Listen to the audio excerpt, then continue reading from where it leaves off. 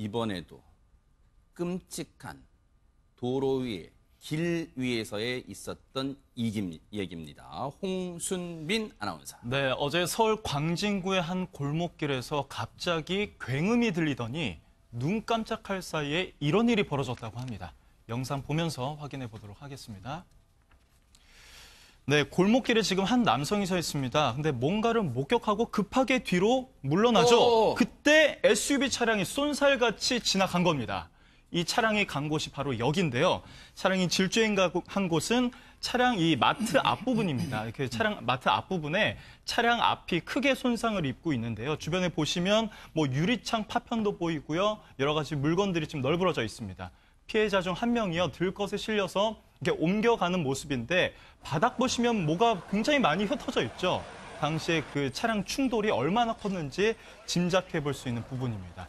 아까 그 지나간 SUV 차량이요. 그렇게 달리다가 지나가던 행인을 들이받고 한 식당을 들이받고 다시 마트를 들이받은 뒤 멈춰 선 건데 그 과정에서 무려 9명이 피해를 입었습니다. 네. 일단은 기사상에는 언론 취재상에는 이 조금 규모가 큰 슈퍼마켓으로 나와요. 그러니까 저희가 슈퍼마켓으로 일단 통일을 해보겠습니다.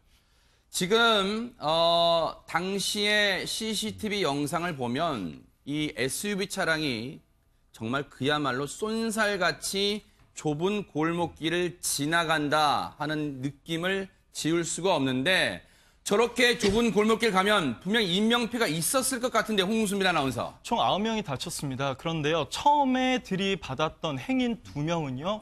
끝내 이제 목숨을 잃게 되고요. 나머지 7명은 지금 다쳐서 병원에서 치료를 받고 있는 상황이라고 합니다. 이종훈 평론가님, 안타깝게 지금 2분이 목숨을 잃었답니다, 지금.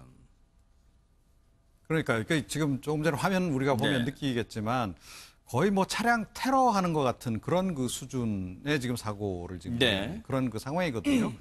그런데다가 지금 보도 나오는 걸 보면 그러니까 여기가 산 아래고 뭐 초등학교 인근이고 사람들이 또 많이 다니는 그런 골목이라 그래요. 아, 초등학교 인근이에요, 또? 네, 초등학교 인근이라 그러면 제가 보기엔 저 보도블록도 조금 특이하고 그래서 아마 속도 제한이 있는 지역이 아닌가 이런 생각이 들거든요. 그러니까 초등학교 주변은 요즘에 시속 30km 지금 속도 제한한 데가 좀 많지 않습니까? 자, 그래서 그런 데라면 더욱더 심각한데 그러니까 과연 의도적으로 했는지 안 했는지 이게 조금 더 이제 조사가 이제 진행되면 결과가 나오겠으나 하여튼 저 거의 테러급 사고가 발생한 거고요. 그리고 이 지금 약간 그 목격자들의 증언을 들어보면 한 거의 150km 정도 달린 것 같다라고 얘기를 좀 하고 있거든요. 근데 제가 계산을 좀 해봤어요. 그러니까 500m 정도를 10여 초 정도. 그래서 만약에 10초에 500m를 갔다라고 전제한다면 시속 최대 180km까지 낸 거나 다름이 없는 그런 상황입니다. 그 차량이 지나간 곳이 이면 도로라고 합니다. 이면 도로를 하면 보통 주택가의 폭 9m 안에 그 좁은 도로를 얘기한 건데 이런 골목길을 차량이 쏜살같이 지나가다 보니까 그 피해가 더 컸던 것으로 파악이 되고 있습니다. 당시 CCTV 영상을 보면 이 골목길을 지나던 행인분이 화들짝 놀라는 모습이 고스란히 영상에 찍힐 정도였습니다. 목격자분들의 얘기 좀 들어보시고 이어가 보도록 하겠습니다. 유리창이 깨지면서 먼지가 막 나고 있었고요. 그래서 나가봤더니 차가 이제 찌그러서 서 있고 거기 사람이 이제 다치신 것 같고 그런 상황이었거든요. 차가 하나 있었는데 보고 멈출 줄 알았는데 여기서 악셀을 한번 더 밟아버리더라고요. 그러니까 시속 한 150? 160? 그 정도는 될 것 같아요. 계속 질주해갖고 저 마트 안으로 그냥 차가 돌진해버리더라고요. 뻥 소리 날 정도로 밟았어요, 악셀을. 이인철 변호사님, 좁은 골목길이었습니다. 안타깝게 2명이 목숨을 잃었습니다. 대체 운전자는 무슨 정신으로 저 골목길을 저렇게 쏜살같이 달렸을까요? 그러니까 지금 사고 원인은 제가 보기에는 2가지 정도로 예상을 하는데 차량 내에 뭐 어떤 문제가 있다든지 급발진의 가능성 또 하나는 뭐 이 사람이 고의를 하지 않았으니까 과실의 가능성인데 이 사람이 지금 음식점에서 술을 마셨다는 그런 뭐 진술이 확보됐다고 합니다. 그래서 아마 음주운전이 아닌가 음주도 보통 음주가 아니라 좀 심한 음주가 아닌가 그렇기 때문에 이런 좀 컨트롤하지 못하는 제어하지 못하는 상황이 발생하지 않나 이런 생각이 좀 듭니다. 물론 이 경찰이 공식적으로 언론에 당시 운전자가 음주 상태였다고 확인한 건 아니고요. 일단 주변 사고 당시에 주변의 목격자분들의 진술이 운전자에게서 술 냄새 같은 게 확 났다. 이 진술을 토대로 지금 경찰이 음주 여부를 구체적으로 측정해서 확인할 예정이고요. 박 소장님, 네. 이게 무슨 날벼락입니까? 이 정도면 자신이 지금 어떤 상태인지 인지를 못할까요? 근데 지금 저는 이분이 70대라고 했죠. 그리고 사고 당시에 보니까 오른쪽 다리에 의족을 차고 있었다라는 보도를 본 것도 있고요. 네. 그다음에 지금 술을 마신 것 같다라는 주변에 진술까지 있다면 사실 굉장히 위험 요소가 삼박자가 있는 겁니다. 아하. 그렇지 않습니까?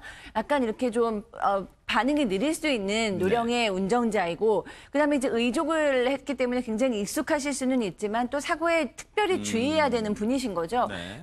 그런데 오후 5시에 아이들도 많이 다니고 등산객도 아하. 다니는 데서 음주운전을 만약 했다면 이거는 본인의 책임을 도저히 뭐 피할 수는 없을 거라고 생각하고요. 네. 9명이나 지금 다치고 사망하고 이런 상황이 더 이렇게 가슴 깊이 느껴지는 것은 이 일이 우리 주변에서 언제라도 일어날 수 있고 네. 우리 아이들 학교 근처에서 일어날 수 있는 일이었기 때문입니다. 네. 이 부분에 대해서 좀 철저한 조사를 해서 이런 일이 정말 다시는 서울시내 한복판에서 있는 일 말도 안 된다고 생각합니다.